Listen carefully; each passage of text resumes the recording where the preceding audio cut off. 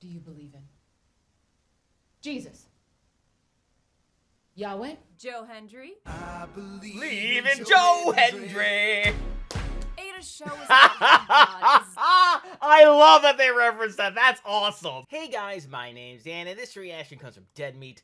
This is VHS 85 2023 kill count, and we're still one behind as far as VHS is concerned, because as of this recording, the last one, I believe the latest one, has been released in the kill count form, so that should be interesting to watch when we get to that.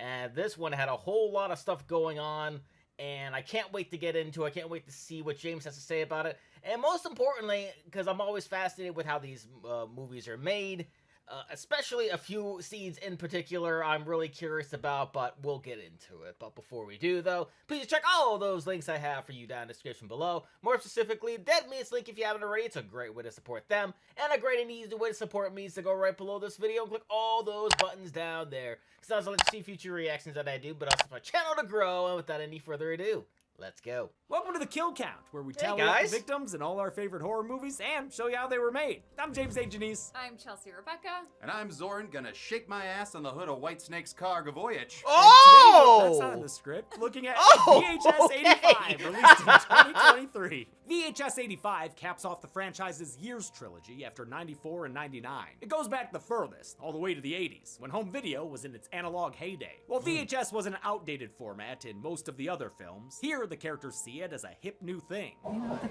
they all have the videotapes now. It's a fun setting for the latest variety of segments, which includes home videos of friendly outings and family get-togethers, and documentative pieces dealing with fear and uncertainty over emerging technologies. They feel grittier and older than ever. Oh since, yeah. Unlike previous entries, some of them were shot on actual VHS. 85 is also the scariest VHS in quite some time. Definitely the most horror-focused of the Years trilogy. Oh yeah. 94 was fun and felt like a carnival ride. 99 was off the rails and oftentimes gross. In contrast, 85 is mostly terrifying. Even the segments that begin lighthearted wind up being disturbing. There's an overall darkness to the soul of this film, and I love how creepy all of it is together. It got the most mixed reception of the latest trilogy, but I think it's a strong addition to the franchise. I agree. Oh, Halloween sponsor is segment. a season for trickery and treats. Eat your heart out, Jared Leto. what the hell was At first that? glance, a simple scientist, but look closer and you'll find a tragedy. It's a noble goal. After all, the right scent can not only boost confidence and attractiveness, but also help improve their moods and express themselves. I myself like to experiment with different approaches for my go-to woodsy scents for self-expression, like with Open Road by Drift, featuring cedarwood, black pepper, and tonka for a fresh, clean, and summery blend. Or People Are People by Christian Siriano, which blends creamy sandalwood, vanilla, and tuberose into a warm floral. Then there's the refined spice of Antica Farmacista's After Hours. Not to mention the perfect fall blend of Frustration by Eta Libre d'Orange.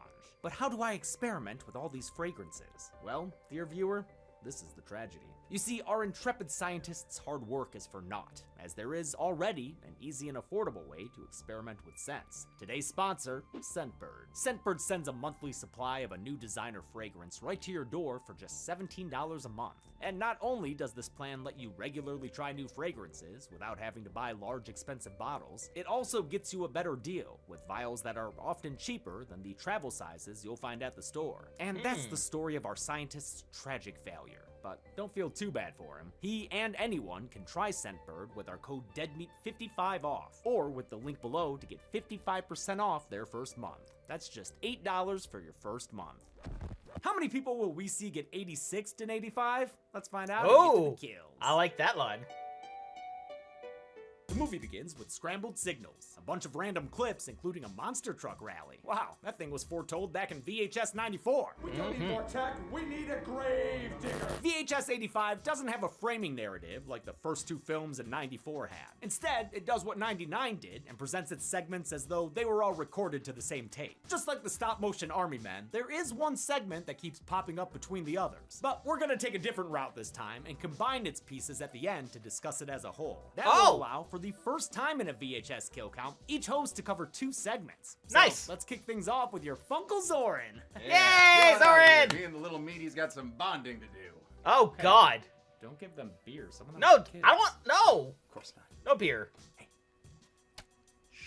Oh my goodness. The first segment is No Wake, which follows friends on an RV trip to New Lake City. We got camera guy Rob, his sister Anna, and Anna's boyfriend Jared. Oh, and here comes the VHS butt show. Whoa, no! Hey, really turned the tables on us there. Unless, of course, he wants to fuck that record player. They're headed to a lake God, with no. a bunch of warning signs, including a Title sign. And what's this? No swimming. Ooh, maybe there are carnivorous oil slicks here at Lake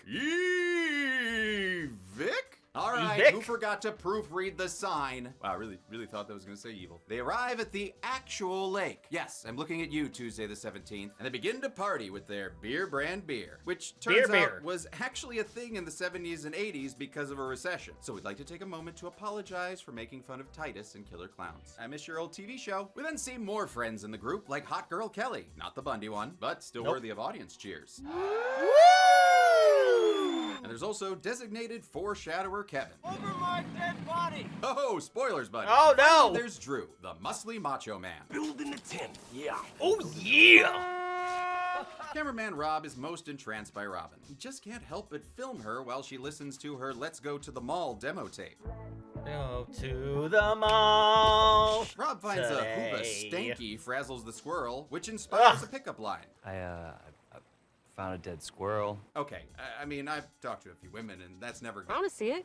Never mind! Oh, all Good right work. then. Too bad Yep. that little conker has run off somewhere, presumably to play with some busty sunflowers. Ooh, I do like how bad this birthday. segment kind of makes you mistrust Robin, the weird quiet girl, thinking she might be like Lily from Amateur Night, or Wendy from Tuesday the 17th. But spoiler alert, she's just a little camera shy. The crew hits the lake for water skiing on Kevin's boat. Anna and Jared stay behind for a little one-on-one time. Oh yeah, he's already pitching another kind of tent. Oh yes. It's a fun afternoon full of boozing and cruising in the great outdoors. And even introvert Robin wants to unleash her inner Aquamaniac after a couple of shots from the booze gun. Give me that gun. Whoa, okay. No need to demonetize us. She's just unsobering herself. Her turn is cut short when she suddenly collapses. When they come around to pick her up, Robin's a bobbin face down in a Robin's a bobbin. Instant pop hits Kevin in the side, but it's actually this headshot that gets him pinned to the count. The group realizes that someone is shooting at them from the shore. Drew is hit in the side, and Kelly's jaw is blown off. Ooh, and another kapowski gnarly. ensures that this Kelly So gnarly. dies Bayside. All of a sudden, this segment has become just truly terrifying as we watch these helpless people try to figure out what to do. It's the sound design, the acting, and of course the found footage format that make this all feel just kind of horrifyingly realistic. Rob tries to get a view of their attacker, but a shot through the side of the boat robs him of his life. Drew's still drawing breath, but 2 more shots don't help this life preserver live up to its name. With the carnage complete, we briefly cut away to a PSA. 10 p.m. You know where your children are. Oh crap! Where is my son? Oh no! No! Third son, no! No! We learn that this wasn't the last voyage of the dead teeners, because they're Alive! Alive! Can somebody help me up here? Wait, how the hell aren't they dead? Especially Kelly with that Ju-on Yoko face she's got going on. Quiet down, Fox audience. The only person who's still dead is Kevin. Maybe because he was just so eager to join the count. Over my dead body! Everyone returns to shore where they find shell casings and a Roman numeral 7 painted on their RV. Oh, part 7. That's the one with the Telekinetic teenager! Oh yeah! We also find the bodies of Anna and Jared, who have been murdered Great in their reference. tents. The kills are unseen to us. We only get to experience them through the other characters' grief. And I really like the performances in this segment by the cast of mostly unknown actors. Because personally, the only ones I've ever seen before were Alex Gallick and Chelsea Grant, who both appeared in the Scare Package anthologies. The group debates whether they're zombies now, but Robin thinks they're something different. I've never felt more alive. Oh, you sound just like a newborn Chucky. I never felt so alive! Drew theorizes their immortality was caused by exposure to the water, since the dead folk never got in it. Anna and Jared stayed on shore to get wet a different way, with sex. And Kevin was always just driving the boat. They realize Rob may have gotten the license plate of their attacker on camera. So with nothing but, I guess, eternity on their hands, they decide to track down their mystery shooter for a little revenge. We don't kill him. We do exactly what he did to us. All right, that's it. On to Yep. the next segment. Wait, no, but that feels so unfinished. Like these cookies I made for you. Oh, cookies! Jordan, those are just ingredients. Oh. Fucking cook shame me. A bilingual backstream takes us into the Spanish language segment, God of Death. In a Mexican news studio, cameraman Luis and lead anchor Lucia de Leon are setting up for their morning broadcast. She's got her reporting gloves on and everything. I love this woman. Lucia throws it to reporter Gabriela, who, despite her own reporting gloves, is still a bit of a novice. Whoa. She's played by the segment's director, Gigi Salguero. She's worked in anthologies before, including Welcome to the Blumhouse and Into the Dark. She also directed a segment in Satanic Hispanics, alongside VHS vet Eduardo Sanchez and When Evil Lurks' Damian Rugna. The broadcast is interrupted by breaking news. The Earth's crust. Okay. It's a giant earthquake. And though Lucia tries to keep the show going, she's crushed by a chunk of the ceiling. Oh, come on. She was great. Are we sure she's dead? Oh, Yep, very a dead. group of first responders rescue Luis from the rubble, and he quickly succumbs to found footage protagonist syndrome. On their way out, he catches a glimpse of another dead crew member, a makeup artist whom we saw earlier. And I guess I'll also add this other crew member as well, since it sounds like nobody else survived the incident. Nope. I'm okay The with group that. makes it to an outdoor balcony where they see this was a citywide destructive event. There are fires and helicopters everywhere. The quake depicted here is the real-life 1985 Mexico City earthquake, which killed Oh. an estimated 5,000 people. It was a Oh, disaster yikes. that felt personal to Guerrero. My whole family lived it. It's the biggest fear in the city. Here, it's a tragic event that makes for a captivating and terrifying tape. Very As they much try to so. find a way out, they pass another body, some poor victim who's been pinned down by rubble. Unfortunately, the same thing has happened to their exit. An aftershock knocks the blue screen into him and takes down the group's leader, Javier. He winds up impaled on some rebar and realizes he can't be saved, so he begs his team to mercy kill him. His co-worker Carla steps up to the plate, but lacking firearms, she has to resort to half-lifing him with a crowbar. Holy shit! Talk about a rough day at the office. The team pushes forward through an air duct, with Luis still filming? Carla, don't. This is insane. It does give us a look at Luis, though. And turns out the earthquake turned him into the motherfucking Joker. Ooh, Joker with a glow stick. Club Joker. As they crawl, we give the shorts one moment of levity.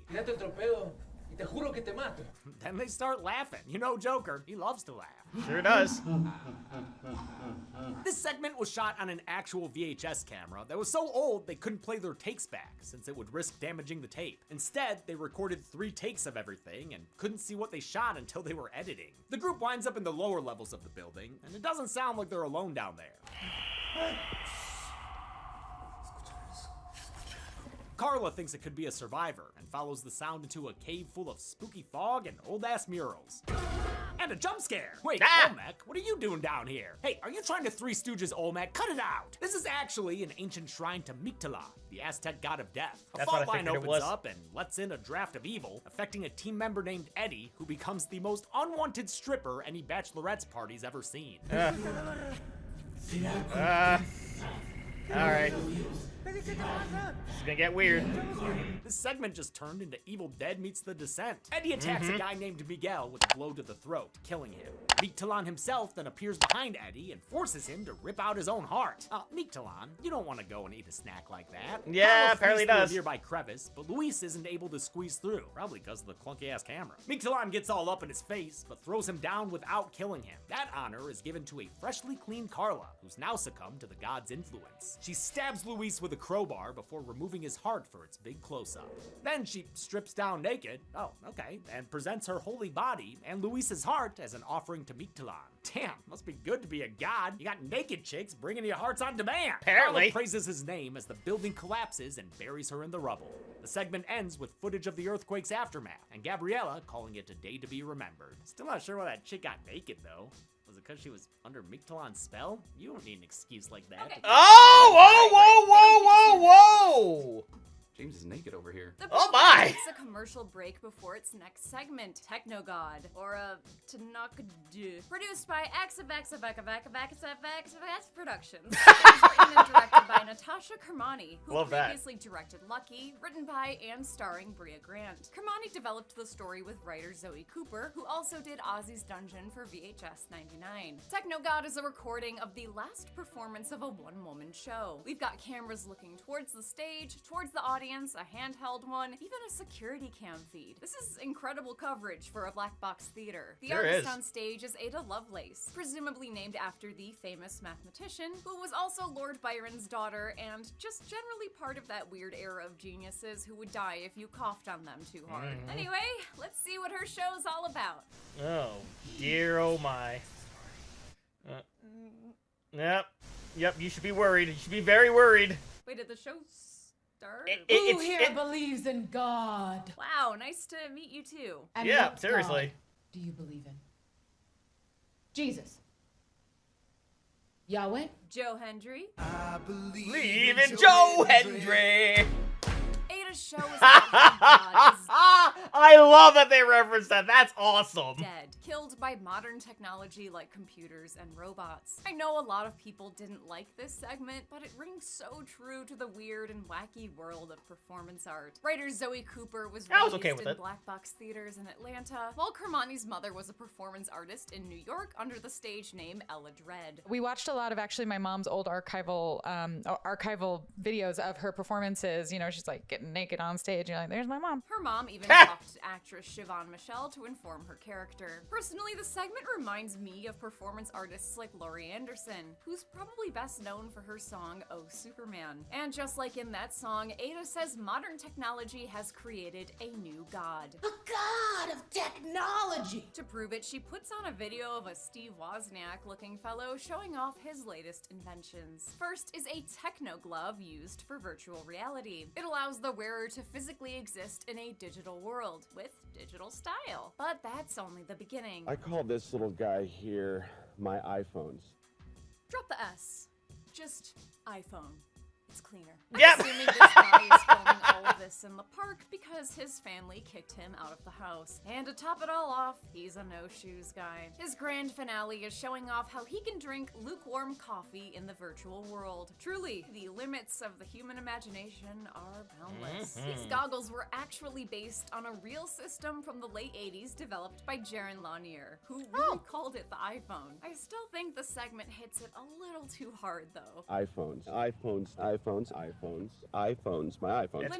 That's branded for you. Literally coined the term virtual reality. His iPhone didn't take off, however, maybe because it cost $250,000. The tech bro tells us that this will be the future if Mark Zuckerberg can ever get the legs to work, and Ada intends to demonstrate his product here today. She quick changes into a Matrix-looking leather suit, which the guy in the video selfishly did not wear, and blasts herself into cyberspace. She boots up a Tron-style city and attempts to summon the so-called god of technology, whom she describes as being a child. Our real-life future overlords are currently architecting our demise on Roblox, so she's not wrong here. Ada does all this through the power of performance art.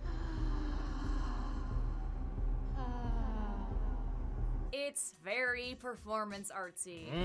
Technology is a myth for the new era. A myth, a myth, a myth.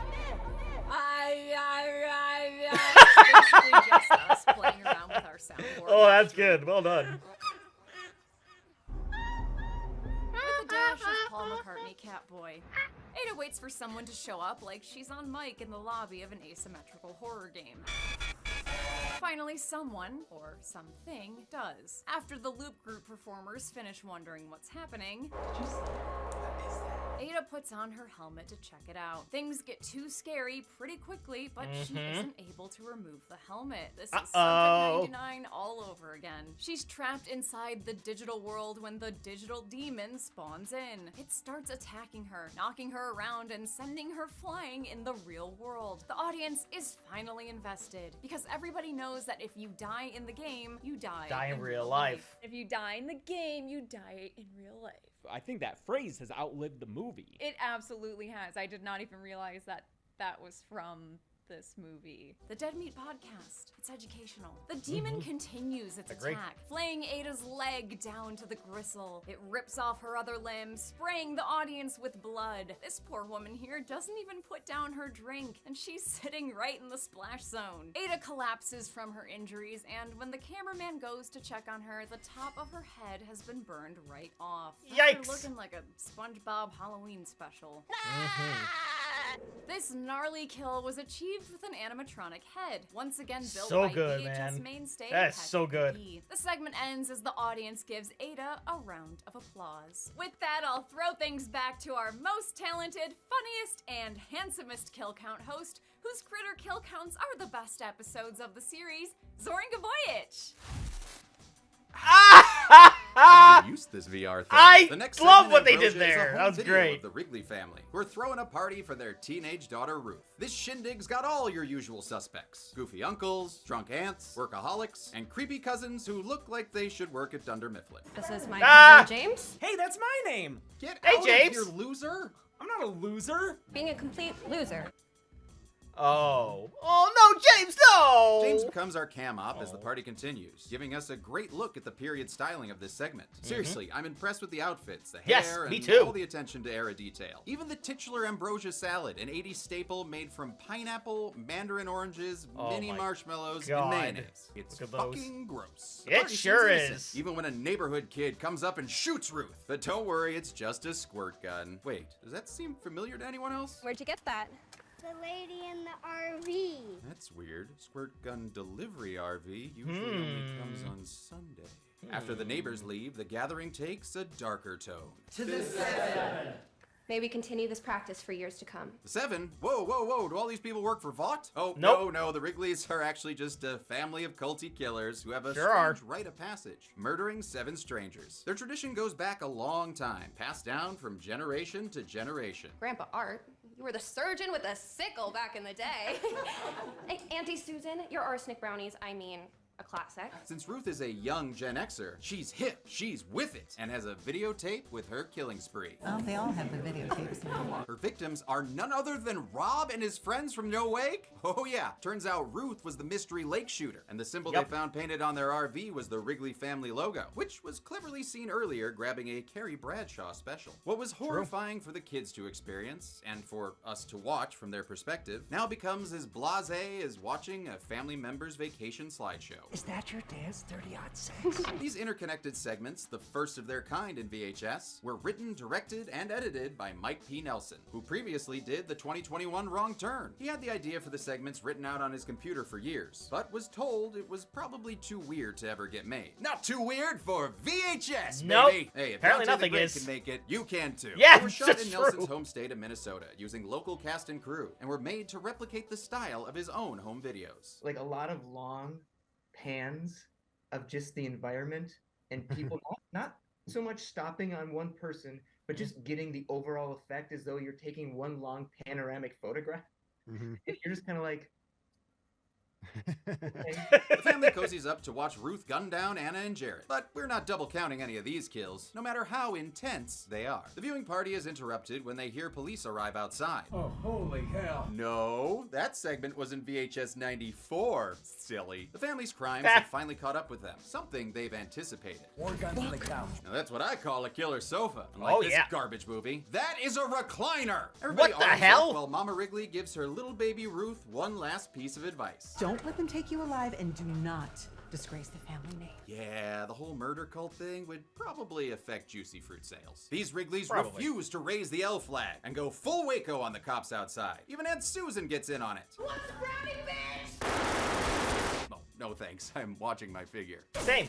Okay, I'll have one. Oh, Cousin yeah, James yeah, flees sure. into the bedroom with Ruth, and while it's hard to tell what's happening outside, he's able to capture Mama getting Wrigley thanks to some bullets. Ruth Bader Gunsberg is locked and loaded, but James wants to make a run for it. Oh, that ain't how the Wrigleys roll, though. So Ruth shoots her cousin, Dwight, between the eyes, causing the camera See what you to did fall there. to the ground. It captures Ruth's last stand as the cops break in and gun her down. A little bit later, she proves this Wrigley's death has long-lasting freshness and just gets right back to killing. Boy, she sure loves killing. Just can't wait to kill again. Not even a shot through the head can put her down now, thanks to the water she was spritzed with from that squirt gun. Same squirt gun Rob and his friends used as a vodka vessel. Flashbacks, or rather footage that hasn't been recorded over yet, show Robin filling it up with lake water to fulfill her promise. We don't kill him. We do exactly what he did to us. Because of that, Ruth has become immortal like them, and instead of being killed, she's captured by the police, bringing ultimate disgrace to her family. Well, and now that I've got closure, it's back to you, James. Thank you. What are you up to? Oh, I've got a date with the hottest girl at Slasher High. Thank you. Hey. Is that Carrie from Social Media Asicist? Oh, nice. Wait, aren't you married? Static takes us into Dream Kit, which begins with the grainiest footage you've seen since the unrated My Bloody Valentine. A night ride through the suburbs of Aurora, Colorado ends with a first-person intruder breaking into a house. They arm themselves with an electric carver, as the silent video is paired with the audio of a 911 call. He's coming up the stairs. I think he's on the stairs. Oh my god.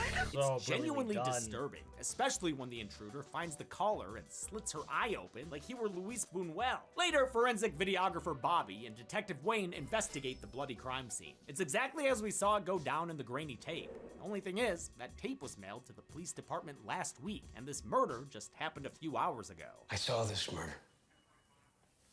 Jesus Christ, that tape is real. Somehow, the murder was filmed before it ever happened. It's fucking impossible. And a really cool premise. Dream Kill was directed by Scott Derrickson, who co-wrote it with frequent collaborator C. Robert Cargill. They're the guys behind The Black Phone and both Sinister films, all of which feature Bobby's actor James Ransone. He's the most high-profile actor we've seen in a VHS segment, and while that takes away from the realism a bit, I'll forgive it, since I think the segment's cool. After an eye-popping interruption, yeah, I'm talking to you, we thump into our second tape of the segment. It sees the intruder breaking into another home while distorted dialogue plays. It's pretty hard to understand.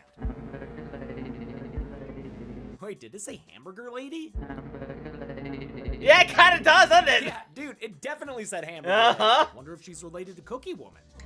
Could be.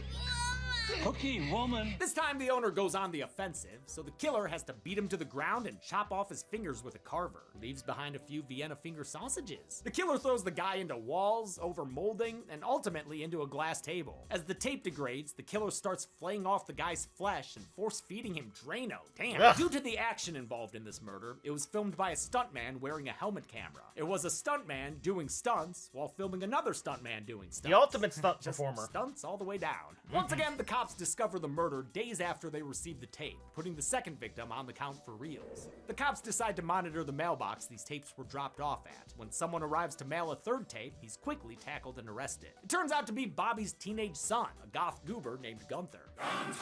No, not that one. This one is played by Dashiell Derrickson, Scott Derrickson's real-life son. This ain't his first found footage foray either. He appeared in VHS 99 in Shredding, which was directed by Scott's wife, Maggie Levin. Levin actually encouraged Derrickson to do a VHS segment. His other son, Atticus, did the score, though the music for the second murder was a track by Throbbing Gristle called Hamburger Lady. There it is! I fucking knew it! Gunther claims he isn't the killer and that he didn't record the tapes, at least not with a camera. They were made when he tried to record some late-night TV shows onto a VHS. That's why we've been catching glimpses of commercials between the grainy murders. When Gunther watched the tapes back, he saw the murderous footage we've been seeing, which he had already seen in his dreams. You're saying your video recorder started recording your dreams? Wayne is understandably skeptical, but Bobby admits that psychic abilities run in his family. My sister had it. It drove her so crazy that she...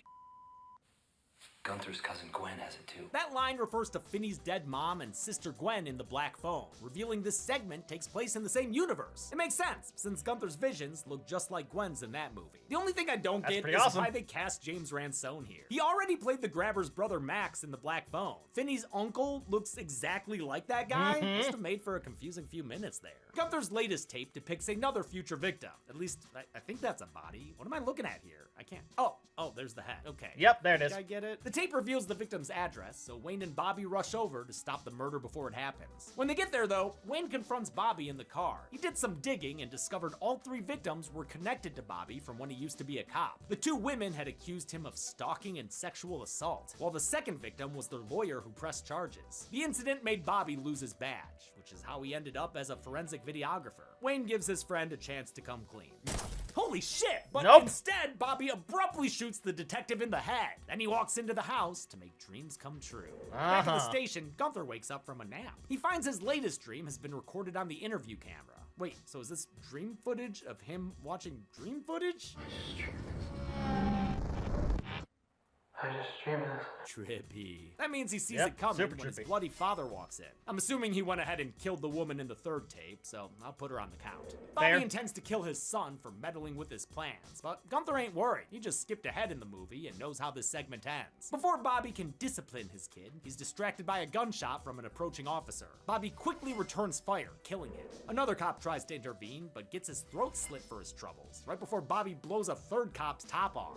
Derrickson's always been great at crafting scares, but it's fun to see him explore gore a little more in this segment. Backup arrives, so pretty Bobby amazing. grabs heavier weaponry. He shotguns one dude's arm clean off before taking down his Yikes. buddy with a chunky headshot. The Bobinator gets ready to continue his killing spree, but he's stopped dead in his tracks by a headshot from behind. It's Gunther, who stares in shock as his dream and this tape comes to an end. Our next segment... Oh my god. Oh. I just saw into the future. Why? What'd you see? Oh my god. I just saw into the future. Why? What'd you see? Oh! This! I saw this! I saw you walking in to do the next segment. So you can see like a minute. Yeah, that's like not much. Yeah, I guess that's not that cool. Oh, poor James.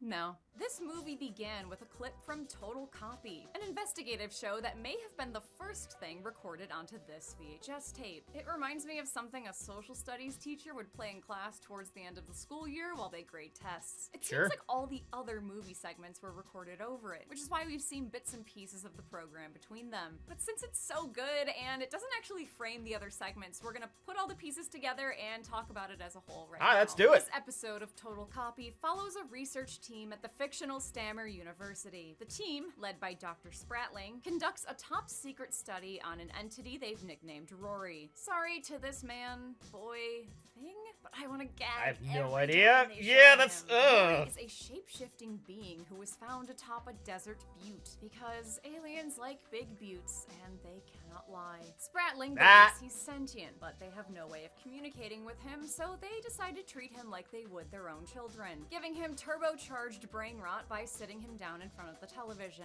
They haven't watched VHS tapes because, well, I mean, gotta stick to the theme. Total Copy was directed by franchise staple David Bruckner, who once again served as a producer alongside Radio Silence and Brad Miska. Bruckner was excited to get back to his roots and have a break from studio films. Honestly, it was like filmmaking therapy for me. It was like, I want to go back and do this again. And thankfully everyone let me. This is by far the best wraparound-like segment this series has ever had. The vibes are Pretty good. great. It feels like a show you found channel surfing late at night and watched through a haze of exhaustion. The segment was shot on a 40-year-old Magnavox camera that was literally disintegrating during production. They ended up physically damaging the tape in order to get the right effect. Oh Those my. artifacts are all authentic, folks. That After is a while, awesome. The team has their first breakthrough. Rory starts imitating what he sees on TV, like a properly raised American child, all the while ingesting a visual diet of jazzercise and other low-impact sports. An interview conducted later with a protege of Spratling's reveals that something ended up going horribly wrong. Wow. No way, really? No,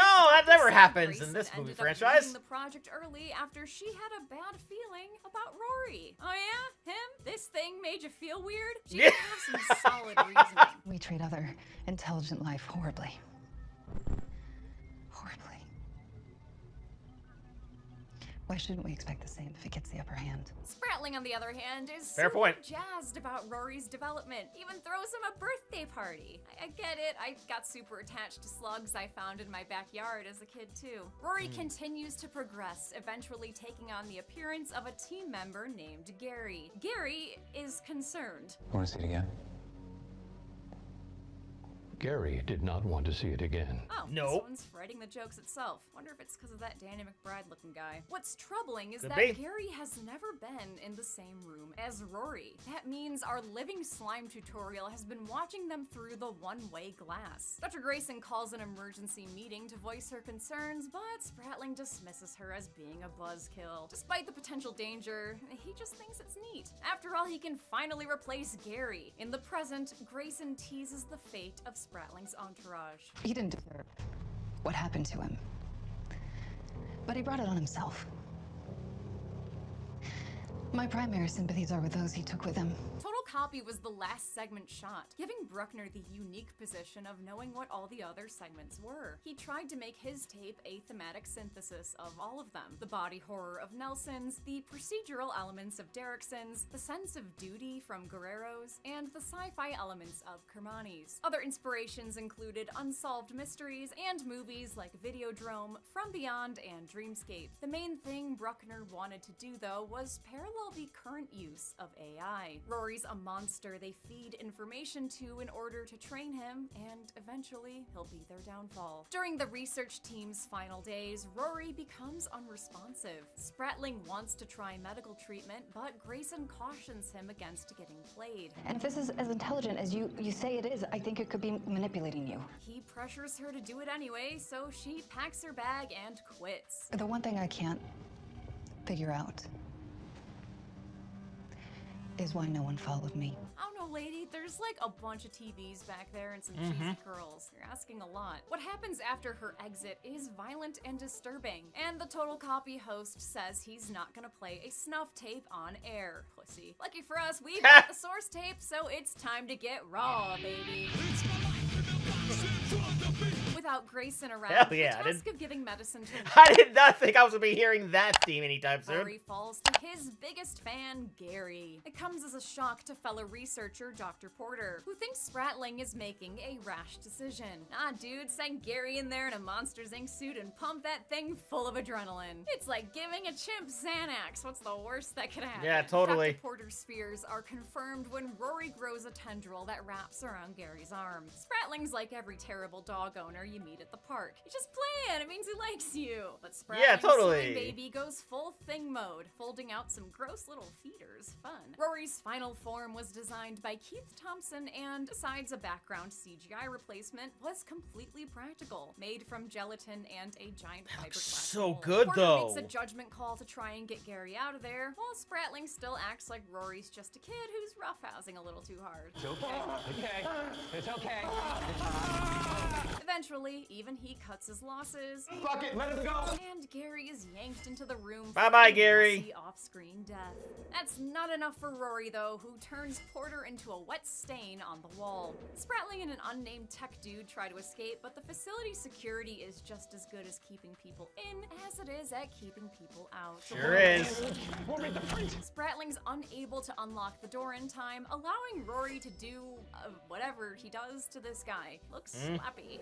A cornered Spratling begs Rory for mercy, only to get a tentacle thrashing that leaves him leaking blood all over the floor. Rory proceeds to drag the tech guy's body and the camera along the floor. He yanks it all the way back to his chamber, where it's revealed this massacre was in service of his TV screen.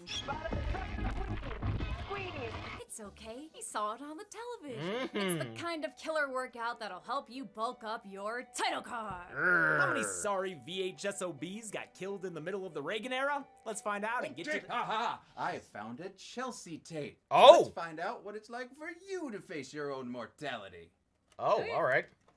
Oh, I really thought there'd be more resistance to that. Yeah, apparently fans have nicknamed me the Chaos Gremlin. I'm learning this for the first time today.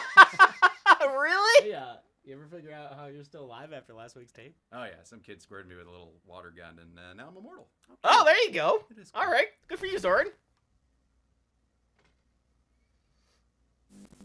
Okay, rolling on camera test, making sure the new switcher is working. We got camera 1 to camera 2, there's Chels, over to camera 3, and back to 1. Hey, so since the press conference didn't go well, I'm gonna do this interview to try to clear up the whole Wonka situation. Are you sure you don't want to cancel the Spencer interview? You're just driving for like 15 hours. I'm sure you'd understand. No, I've got that recording session the next 2 days, so good luck with your interview. Thanks. Yeah. Fucking Wonka. Wait a minute, Spencer. Is that what I think it is? Russell, do we have an ETA on Spencer?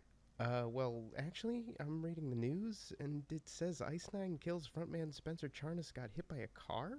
Oh, it is Spencer! Is he okay? That's Spencer! Oh, no, he's dead. What? God. What are we going to do for the podcast?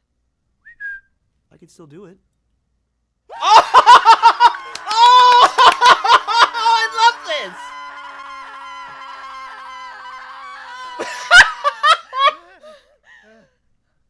This is awesome. This is so awesome. I mean, these are useless. So you're a ghost. Yep. What's that like? Well, it's not great. Yep. I'm basically doomed to wander the earth until I exact vengeance upon those who have wronged me. Oh. Something like that. Oh, okay. Sounds rough. Yeah. If you don't mind me asking, how did you die? Well, my car broke down on the way over here.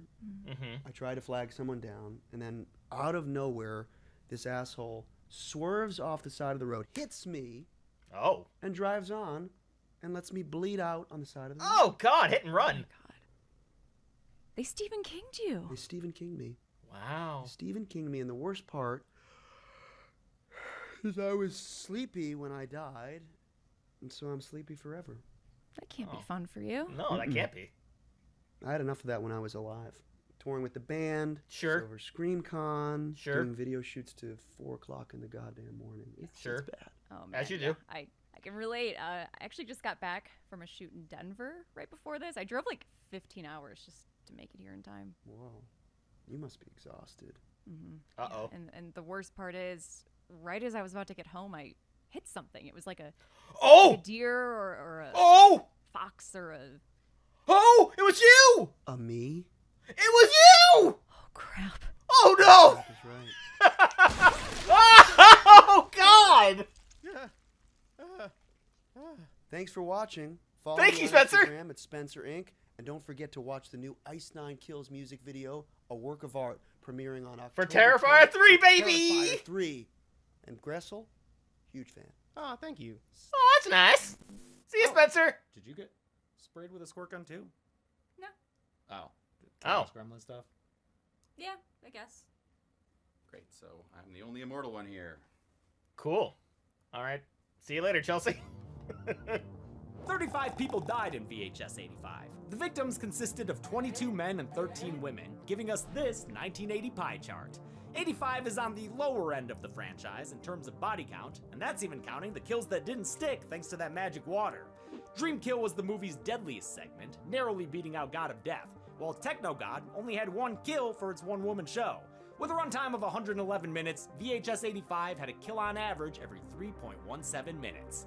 And with 6 segments, the movie had an average of 5.83 kills per segment. We'll give the golden chainsaw for coolest kill to Kelly, whose jaw got shot. Oh, yeah, that Something was to live brutal. For eternity with. Great, disgusting effects. With the whole time. So good, famous dude. kill will go to the Ambrosia paramedic, gunned down off screen after a culty Sweet 16. Bang, bang, And that's bang. it. VHS 85 came out in 2023 and capped off the year's trilogy. The next installment looks to be more genre-themed with a sci-fi bent for VHS Beyond. It just came out on Shudder, so make sure you watch it before we cover it next week. Will Till do. then, I'm James A. Janice. I'm Chelsea Rebecca. I'm a man who remade Back to the Future with a gorilla in a movie called Mondo Monkey A Go-Go. This has been the Kill Count. Hell, sorry. Kill count. The Halloween season is upon us, so we can finally do the movie you've all been asking us Oh, to do. yes. Let's go. Halloween Ends is the final chapter of the latest Halloween trilogy that started with the 2018 requel. It sends off Laurie Strode with a climactic battle against her nemesis. Her granddaughter's new boyfriend? This is not how it works. Yeah, you wouldn't think so, but this movie puts Michael on the back burner so another guy can take up the Myers mantle. I'm Michael Myers. No, not you. Not I'm talking you. about the cool new character, Corey Cunningham. No pressure. It's a weird decision for a grand finale, and fans were understandably upset. Sure. Why can't I be mad? Well, because Ends isn't quite as awful as some people make it out to be. Let's show them all. We've still got great performances from Jamie Lee Curtis and the rest of the cast. So do you want to do it? He's great. Or you want me to? And yes, that includes Corey, especially Corey. You don't know what you're talking about. Yes, I do. Rowan Campbell does an amazing job. Plus, as per usual, it's got some good kills. Give us Of something course it to does. scream It's a about. Halloween Just movie. not always done by Michael. Sorry, Boogie fans. I just get so excited about all that boogeyman bullshit. This week, watch the most divisive Halloween movie since the season of the witch. Happy Halloween. Then on Sunday, trick or treat yourself to the kill count. Only on Dead Treat Meat. yourself. We're gonna have a good time tonight.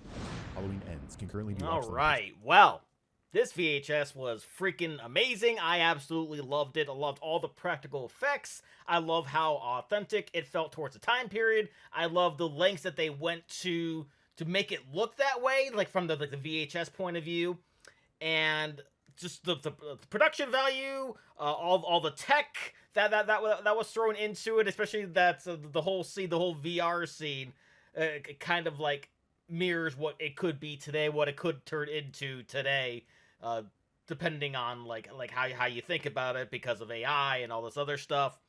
And then, you know, at the very beginning, it was just full on just gore everywhere, all different kinds of gore. I still love the first scene, the first story rather, to where you see all these things happening, all the gunfire.